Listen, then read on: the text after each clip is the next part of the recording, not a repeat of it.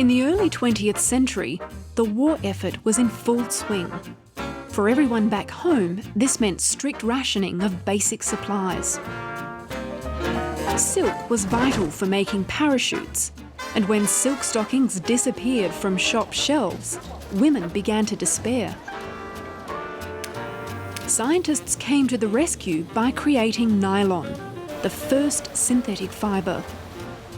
Lightweight, stretchable and very strong, this new polymer chain fibre was widely used in fishing line, ropes, parachutes, plastics, fabrics and, of course, the nylon stocking.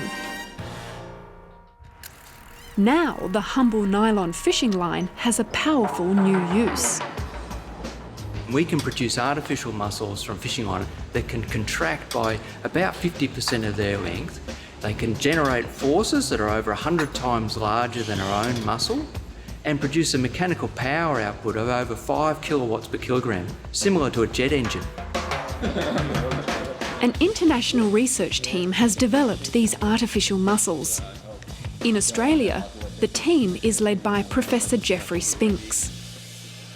The advantage of using something as simple as fishing line or sewing thread is that they're really cheap and they're readily available, where we actually went from something exotic like carbon nanotubes and actually improved the performance of these artificial muscles using everyday materials. The tools we need to make the fishing line muscles are fishing line, a hairdryer and an electric drill. Simply attach a piece of fishing line to an electric drill. And the other end of the fishing line, we attach a weight to it so that the weight provides a bit of tension, and then we turn the drill on and it starts rotating. We have to stop the other end from rotating as well. So one end is twisting, and eventually we go into a phase called over-twisting where the fishing line actually starts to form a coil. Finally, a blast of heat sets the shape and it's left to cool. And then to make it work as an artificial muscle, we just apply a little bit of tension again and then some more heat. So we can have really thin or really thick polymer fibres, but the amount of force that we generate increases as we go to thicker and thicker fibres. But could these artificial muscles actually be implanted into humans? Now that's a major challenge, of course, to be safe to be able to do that. But if it is successful, then we could perhaps develop technologies that can replace injured or diseased muscle. Then that would be a really exciting possibility. But in the short term, these artificial muscles could revolutionise prosthetics and even put a smile on the face of humanoid robots. The muscle can be as thin as the diameter of our hair that can generate the force and movement like a motor can. That means we can fit them into tiny spaces.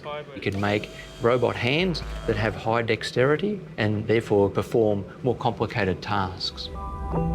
In development is a new lymphedema compression sleeve, which will use these muscle fibres to gently massage the arm. A garment that will do the job of a masseur but do it all the time, and hopefully even prevent the build-up of lymphatic fluid and the discomfort that it causes. And woven into everyday clothing fabric, this could create the new wonder garment. If we get too hot, the muscles can expand, the weave can open up, and that can release some body heat and we can cool down. So this would be powered by only our own body heat. In a similar way, a building could be cooled down. A greenhouse or a building where if the temperature builds up inside, the muscle would contract and open a vent or open a window. And unlike our muscle fibres, they never seem to tire. The lifespan of our polymer core muscles is excellent. We've tested for 1 million cycles and there was no degradation performance at all. And with this capacity, future applications of these artificial muscles are very exciting indeed. You're starting to sweat. Next time on Catalyst, could omega-3 supplements reduce aggressive behaviour in inmates? Antarctica's sea ice, the sleeping giant of climate change.